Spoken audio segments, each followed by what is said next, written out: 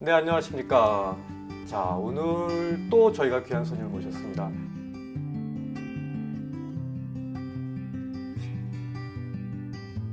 몇 년에 들어오신 거죠? 저 2011년도에 들어왔습니다. 2011년에 남쪽에 정착하신 허준 씨.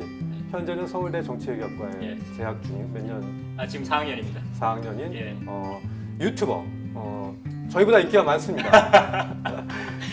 그 유튜버와 함께 본인의 그 여러 가지 얘기들, 탈북한 과정을 진솔하게 말씀을 해주셨는데요. 관련해서 짧은 인터뷰 저희가 진행해 보도록 하겠습니다. 자, 준 씨, 잘 들었습니다. 고맙습니다. 가슴 뭉클한 부분도 있고 가족에 대한 이런 어떤 것들을 많이 담고 계셨고, 결국 삶은 아주 큰 민족의 문제와 국가의 문제, 또 정치의 문제들이 있지만 결국 미시적으로는 삶은 개인이고 가족이죠. 그렇죠. 그런 부분들과 연관해서 준 씨의 스토리가 저희한테 여러 가지 울림을 주는 것 같은데요. 자, 고난의 행군 시절이 있었습니다. 북쪽에서는 수백만이라고까지 얘기를 하죠. 예. 정확히 몇 명인지는 저희가 알 수 없고요. 네. 자, 엄청난 고난의 행군의 시기가 있었고, 그 과정에서 북에 말하자면 엘리트 집안에 있었던 부모님 두 분이 다 노동당원이셨고, 그리고 할아버님은 군의 사단장이었던 아주 핵심 계층인 허준 씨의 가족이 어떻게, 특히 그 어머님이 네 차례 탈북 과정까지 이르게 됐는지를 우리가 이번 준 씨의 스토리를 통해서 이제 이해를 하게 됐는데요. 정말 힘든 시기였습니다. 그렇게 보자면 다시 한번 좀 짧게 짚어주시면 어떻습니까? 북의 사회 국가 전체가 붕괴 직전까지 이르게 된 과정이었다고 해도 과언은 아닐 것 같다는 느낌이 드는데 본인이 느끼시기에 제 개인적으로는 그렇게 제 경험한 바로는 그렇습니다. 왜냐하면 일단 눈앞에서 시체들이 널브러져 있다는 것은 사실 심각한 상황이거든요.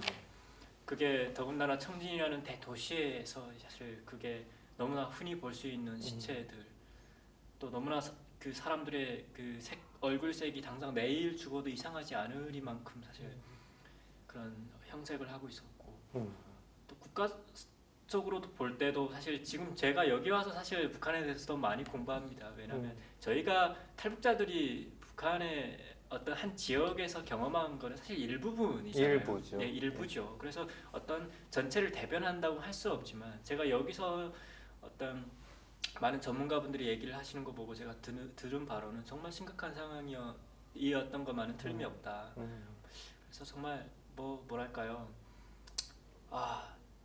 그게 사실 너무 주민들이 어떤 그 시스템이 전환하는 과정에서 적응을 하지 못하다 보니까 사실 그런 사태가 발생했다고 저는 생각을 하거든요. 왜냐하면 지금은 사실 비슷한 상황이지만 주민들이 잘 산다는 표현이 적합할지는 모르겠지만 네네. 좀 어쨌든 살고 있잖아요. 죽지 않고. 근데 그때는 다 죽어 나갔거든요. 왜냐하면 배급이 끊긴다는 게 무슨 의미인지 사실 그때 사람들은 잘 몰라요. 국내에서도 고난의 행군 시절을 얘기했던 많은 얘기들이 지금 전해지고 있고, 자, 관련해서 이제 여러분들의 의문사항이 좀 연결이 될 수 있는 부분이어서 자, 북측이 겪었던 그런 어려운 시절이 있었지만 또 남측 일각에서는 또 비핵화 협상이나 이런 과정에서 미국의 외교 정책을 위반하는 사람들 일각에서도 그런 생각들, 북의 어떤 붕괴의 부분들을 생각을 하고 어떤 면에서는 그런 거를 바라는 이런 부분들도 존재했던 것 같고요. 하지만 북은 붕괴하지 않고 지금 3대 세습이라고 우리가 흔히 말하는 정치 체제를 그대로 유지하고 있습니다. 지금의 이 상황을 바라볼 때 이 부분은 여전히 공부하고 계시는 상황일 거고 저희도 계속 알아가는 과정입니다.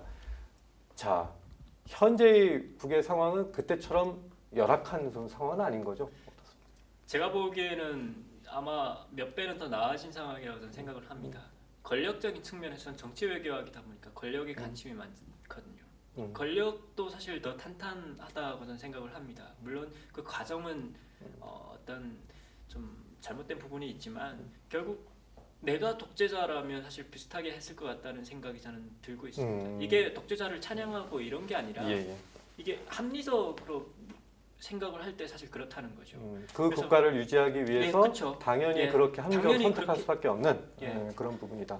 그래서 자, 네. 요 부분들은 우리가 준 씨와 앞으로 많은 얘기를 기회가 닿는 대로 해 보려고 합니다. 많은 부분들을 너무 무겁지 않은 범위 내에서 각자가 특히 남과 북이 어떤 생각을 하는지를 여러분들이 진솔하게 느끼고 좀 이해에 도움이 될 수 있는 그런 부분들을 마련하려고 하고요.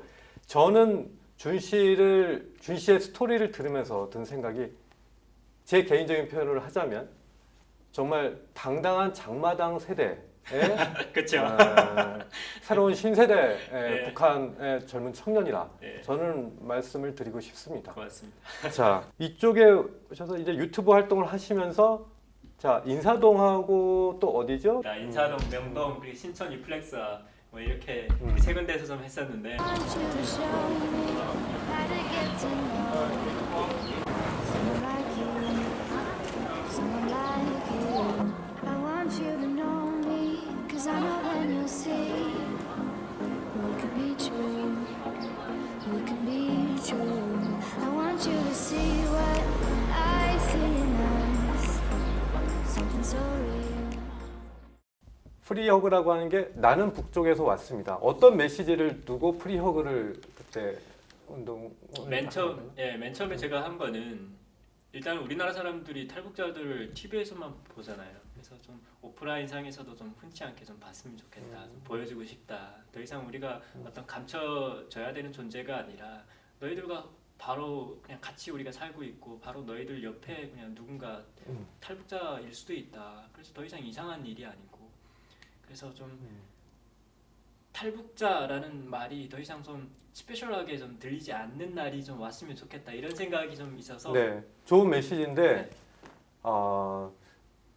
보니까 일단 영상만 보면 네. 오히려 외국인들이 더 많이 아무래도 그거는 이제 우리나라의 문화적인 어떤 차이라고 할 수 있겠죠. 이제 우리나라 사람들은 어떤 신체 접촉이나 이런 게 좀 그렇죠. 아무래도 좀 네, 부담스러워하죠. 부담스럽고 네. 외국인들은 좀 그런데 좀 개방적이잖아요. 저는 그 한 아주머님이 네. 잘 왔어 하면서 안아주시던 그 네. 부분이 떠오릅니다. 네. 근데 제일 가슴 아팠던 대목은 상가 주인께서 이쪽에 있으면은 장사가 안 되니까 절로 가서 하라고 뭐 라고 이해는 됩니다. 뭐.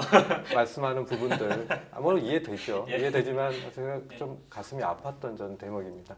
자, 그렇게 프리허그를 하시면서 사실 악플이 좀 많이 달렸어요. 제가 보기에도 자, 우리 사회의 어떤 소수자에 대한 시선과도 연결될 수 있는 부분인데 거기에 대해서 또 모든 악플을 또 읽어주는 영상을 또 쓰셨습니다. 니네 나라로 돌아가 갓나 새끼야. 이 새끼 이거 간첩이네. 북으로 돌아가셈. 간첩 새끼. 그냥 북한에서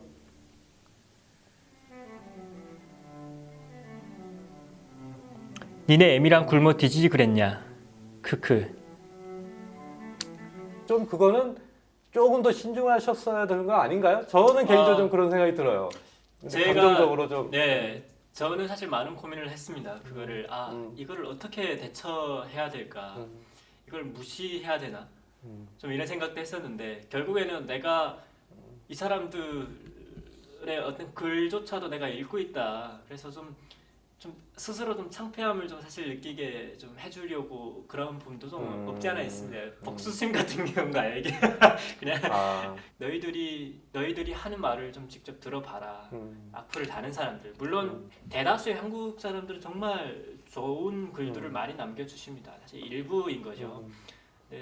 근데 이제 그 지점이 여러분들과 함께 교감하고자 하는 부분인데 네. 저희 유튜브 영상도 여러 가지 악플이 달립니다. 제가 몇 개 네. 봤습니다. 예. 그래서 악플이란 것은 뭐 국경도 없고 저것도 네, 없고 맞습니다. 어떤 뭐 귀천을 또 가리지도 않습니다. 네. 근데 중요한 부분이 이거 같아요. 네. 그 상대에 대한 어떤 관용과 네. 또 상대의 어떤 생각과 표현에 대한 이해나 이런 것들의 문을 열어놓고 보면 네. 얼마든지 받아들일 수 있는 내용도 네. 내 생각과 다르다는 것에 대한 닫힌 생각만 가지고 보면 네. 어떠한 어떤 의사 표현이나 이런 거에도 악플이 가능합니다. 그렇죠. 근데 또 우리 사회의 여러 가지 특성들을 볼 때 저는 그 부분은 준 씨가 좀 더 다듬어가는 과정이 있었으면 하는 부분이 네. 자, 그분들이 좀 부끄럽게 하고 싶다, 네. 만들고 싶다라고 하는 거는 네. 그 자체는 좋아요. 하지만 자, 좀 더 어차피 그 준 씨는 여기서 유튜브를 하는 거고 공개적으로 이제 사람들한테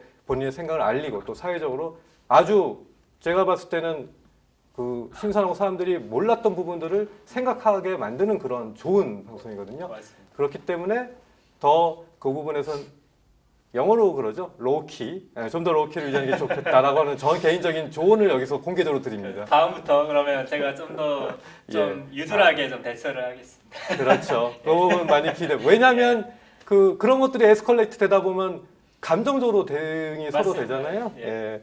그런 부분들이 있고. 자, 제가 당당한 탈북자라고 당당한 저기 북쪽에서 온 정창민이라고 말씀을 드리는 또 여러 가지 부분들이 있는데 네. 그 준 씨의 유튜브를 보면 그 중에서 제가 이제 눈길을 끌었던 대목은 북의 어떤 여성의 인권 문제에 대해서 아주 강하게 문제 제기를 하고 거기에 대해서 이제 인터뷰를 통해서 얘기를 하시는데 자, 그런 관점도 되게 독특했던 것 같아요. 아 그래요? 예. 자, 우리 사회에서 북의 인권 문제를 말하면 그 자체가 정치적인 어떤 것을 깔고 있는 것으로 해석이 되는 부분이 있습니다. 좀 가장 아쉬웠던 게 사실 그 부분입니다. 왜 인권 문제가 정치적인 문제가 되어야 하지? 좀 이런 고민을 좀 많이 했었거든요. 자, 거기에 대해서 어떻게 생각하십니까? 왜 우리 사회 북의 인권 문제를 거론하는 게 정치적인 이슈화 한다고 보십니까? 그게 사실 이게 우리 사회가 너무나 좀 이념화되어 있기 때문에 그게 가능한 일이 아닌가 싶거든요. 왜냐하면 일단 인권이라는 어떤 어떠한 이념도 들어가지 색깔도 들어가지 말아야 되는 정말 그 중요한 사안을 또 이념을 가지신 분들이 그거를 논의를 하고 또 이용을 하시려고 하다 보니까 사실 실질적으로 그분들이 어떤 이용을 한다고 생각을 하시는 건가요? 저는 이용을 한다고 저는 생각을 하거든요. 왜냐하면 그분들 실질적인 어떤 뭐랄까요, 정말 인권 개선에 엄청난 영향력 있는 목소리를 내지 않고 있음에도 불구하고 사실 정치적인 어떤 다 계산에 따라서 그걸 이용을 하는 게 아닌가 이런 생각을 좀 듭니다. 그래서 좀 제 개인적인 바람으로는 좀 더 시민 사회에서 그런 인권에 대한 목소리를 내야지 이거를 어떤 정치적인 그런 네. 그런 어떤 알겠습니다. 하나의 말씀 수단으로 주시겠습니다. 이용을 하지 말았으면 특히 여성의 인권이 북쪽의 어떤 사회주의 문화 그리고 예. 또 상당히 그 권력적인 측면에서도 어떤 가부장적인 체제가 그렇죠. 여전히 온전히 남아 있는 네. 부분이 있죠. 네. 그렇다 보니 그 여성의 인권 문제는 북의 네. 지금 현재도 네. 상당 부분 우리의 눈높이에서 봤을 때는 네. 상당한 문제를 갖고 있는 부분도 있을 수 있다. 특히 준 씨는 거기서 여러 가지 그 비판적인 지점, 그거는 이제 준 씨 유튜브를 한번 찾아보시면은 더 많은 네. 이해가 되실 것 같고요. 네. 자, 그 부분 우리가 좀 더 여러 가지로 터놓고 폭넓은 얘기 그런 것들을 더 만들어가면서 남과 북이 소통해야 될 부분이라는 생각은 네. 들어요. 근데 그 부분은 저는 되게 의미가 봤고요. 네. 또 5.18에 대한 어떤 생각, 그 부분도 저는 되게 독특하게 봤어요. 네. 이 부분 좀 지금은 생각이 좀 적어가지고 좀 부담스럽게 느끼시는 분도 있을 수 있을 것 같긴 한데 이게 어떻습니까? 부담스럽습니다. 사실 네, 네. 5.18 이 영상을 딱 찍고 나서 악플이 와 많이 달렸죠. 미친 듯이 그러니까 달려가지고 요지는 그겁니다. 그러니까 제가 짧게 설명을 드리면 네. 그 5.18에 대해서 북에서도 그 상당히 그 민중 봉기와 같은 그런 것으로 가르치고 네. 선전선동의 어떤 네. 그 도구, 그러니까 어떤 수단, 소재로 네. 삼는다. 네. 근데 왜 남쪽에서 그런 그 선전선동의 이런 것들을 철석같이 믿으면서 그게 마치 북한 그러니까요. 그 군의 개입설을 정당화하는 어떤 네. 증거로 그걸 활용하려고 하는지 그런 것에 대해서 비판이었어요. 자, 이런 시각은 아주 독특하고 새롭긴 합니다. 네. 자, 그러나 우리 사회에서 지금 5.18 화두는 상당 부분 여러 가지로 여전히 정치적으로 많은 논란을 낳고 네. 있는 부분인데 이렇게 볼 수도 있겠구나라고 네. 생각을 했습니다. 혹시 지금 관련해서 좀 생각을 좀 더 정리해서 말씀해 주실 그런 얘기들이 있나요? 이게 그 5.18이 폭동이라고 생각하시는 분들의 어떤 생각이 굉장히 이중적입니다. 이게 굉장히 비판적으로 들릴지 모르겠지만 이분들이 정말 두 얼굴을 가지고 사실 생각을 한다고 저는 생각을 하는데 첫 번째로 이분들이 그 집단이 생각하는 어떤 북한에 대한 그 관점은 굉장히 쟤네들은 거짓말을 하고 있고 쟤네들을 믿을 게 안 돼라는 어떤 기본적인 전제가 다 깔려 있는 사람들인데 5.18 그거를 폭동이라고 그 말을 주장을 하면서 그게 어떤 북한이 증거로 내미는 그 어떤 자료들이 북한군이 이렇게 여기서 한 가지 네. 팩트 문제 때문에 그런데 네.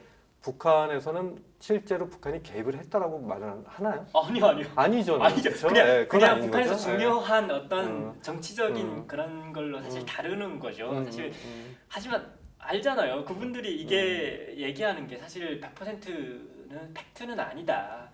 그래서 물론 뭐 일부는 팩트일 것도 있겠지만 그래서 좀 이 주장하시는 분들이 좀 뭐랄까요? 왜 딱 굳이 어떤 특정 영역의 어떤 북한에서 다뤄지는 그 내용은 철석같이 그거를 100% 사실이라고 일부 그 북쪽의 어떤 이런 네. 것들 팩트를 예. 끌고 와서 예. 그걸 자기들의 주장을 정당화하는 도로 삼는데 거기서 교육을 받았던 분의 입장에서 보면 어처구니가 없다라고 느끼신다는 거죠. 너무 아선인수 아닌가요? 오케이. 네. 그 부분은 거기까지 하죠. 좀 더 우리가 네.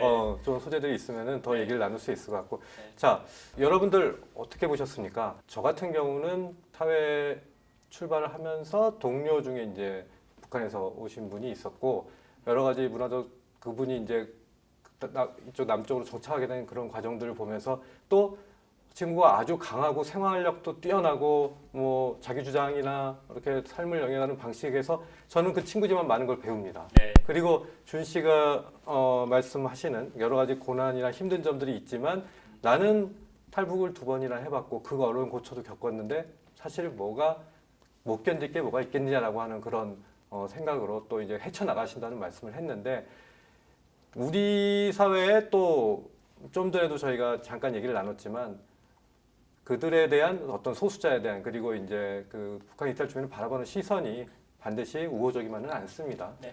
하지만 그런 어떤 우호적이지 않은 시선에 숨지 않고 당당하게 자기 얘기를 하는 우리 그 신세대 장마당 세대가 여기 있습니다. 여러분들과 함께 앞으로 많은 얘기들을 우리가 함께 나눌 수 있을 것 같아요. 그 남과 북이 서로를 비난하는 데 그치지 않고 서로가 조금은 다가가서 이해를 하고 서로가 앞으로의 미래를 함께 고민할 수 있는 그런 생산적인 대화가 될 수 있는 그런 고민들을 저희가 만들어 가도록 하겠습니다. 네. 앞으로 좋은 역할을 좀 기대하겠습니다. 열심히 하겠습니다. 네, 고맙습니다. 고맙습니다.